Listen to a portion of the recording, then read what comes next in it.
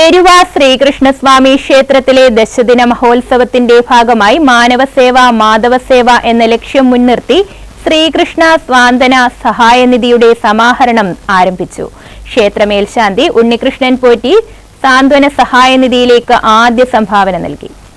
കായംകുളം എരുവ ശ്രീകൃഷ്ണസ്വാമി ക്ഷേത്രത്തിലെ ദശദിന മഹോത്സവത്തിന്റെ ഭാഗമായി മാനവസേവ മാധവസേവ എന്ന ലക്ഷ്യം മുൻനിർത്തിയാണ് ശ്രീകൃഷ്ണ സ്വാന്തന സഹായനിധിയുടെ സമാഹരണം ആരംഭിച്ചത്.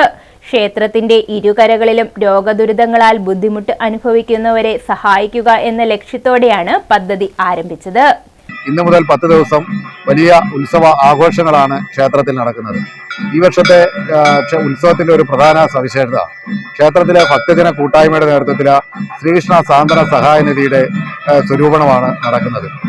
അതായത് ഉത്സവാഘോഷങ്ങൾക്ക് വേണ്ടി വലിയ തോതിൽ പണം ചെലവഴിക്കുന്നതിനോടൊപ്പം ക്ഷേത്രത്തിന്റെ ഇരുകരകളിലെയും മാരകമായ രോഗങ്ങൾ മൂലം ദുരിതമനുഭവിക്കുന്നവർ, വാർദ്ധക്യത്തിൽ ഒറ്റപ്പെട്ടു പോവുകയും ജീവിതം നയിക്കുകയും ചെയ്യുന്ന ആളുകളെ തുടങ്ങിയവരെയൊക്കെ സഹായിക്കുവാൻ വേണ്ടിയുള്ള ഒരു നിധിയുടെ സ്വരൂപണമാണ് ഈ ക്ഷേത്രത്തിൽ അടുത്ത 10 ദിവസം നടക്കുന്നത്.